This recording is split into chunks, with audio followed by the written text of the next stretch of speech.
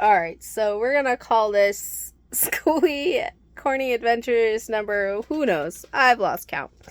I'll tell you all the stories one of these days. But this is the one that inspired the start of this channel. So today, I was shopping around on Facebook trying to find more storage, more organization, because tiny space, tiny living, you gotta make use of especially vertical space, right? As you can see, I've got this really cool, it's actually a spice rack, but it holds a lot of things. And then on this side, I have another spice rack, and it holds popcorn, because, you know, who doesn't need popcorn? Anyway, don't mind my mess. That's going to come as part of right now's story. So, earlier today, we got this adorable little wire basket, this little system. I'm going to hang it up hopefully tomorrow. We'll see how that goes. Anyway, so we're going to go pick this up, and all of a sudden, the cabinet is above the sink right here. It fell, sort of. Well, it sort of fell. So the bottom of the cabinet fell out, and the front of the cabinet fell off. As you can tell, it made a big mess. So, in falling off the cabinets, one of the things that we've been going back and forth on is whether or not we should build our own custom cabinets, because they'd be built the way we want, or just buy some prefab cabinets and use those. So probably 2 or 3 weeks ago, we bought these cabinets on, I think it was Facebook or OfferUp. I don't know. It was one of those. Anyway, so we bought these cabinets. My husband did some really cool modifications, so it follows the curve of the bus. You know, really cool. He reinforced the back. He reinforced the top. He put studs behind these cabinets in the wall. So it's pretty sturdy, right? We made sure it wasn't going to fall. Or so we thought.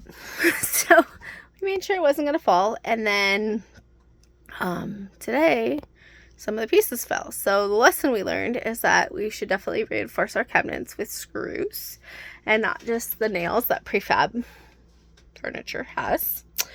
We also learned that it's probably just better to build our own cabinets at this point, because we've pretty much just got a shell of a cabinet, and only the parts that we reinforced stayed.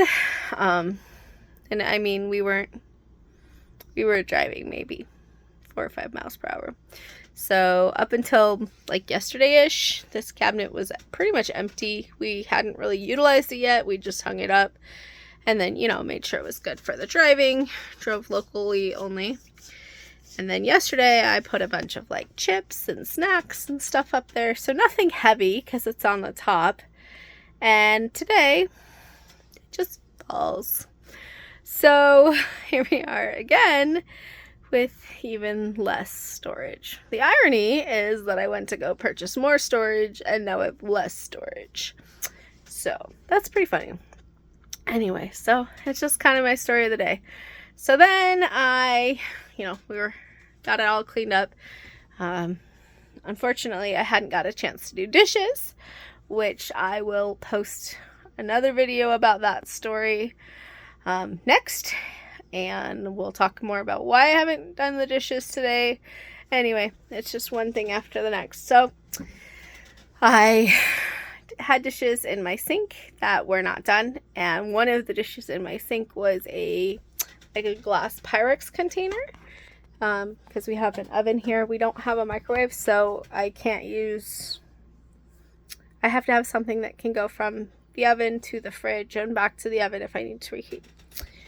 So we have these glass Pyrex containers, and it had some leftovers in it that I needed to clean out. So when the cabinet fell, it broke, and the glass was broken everywhere.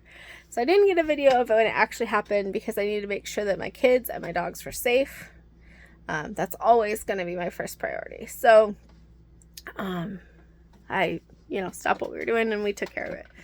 And we cleaned up. So anyway, later we went, as I'm cleaning up, my husband says, we need to go to Home Depot so I can get some liquid nails to fix this. I was like, okay, we'll go to Home Depot.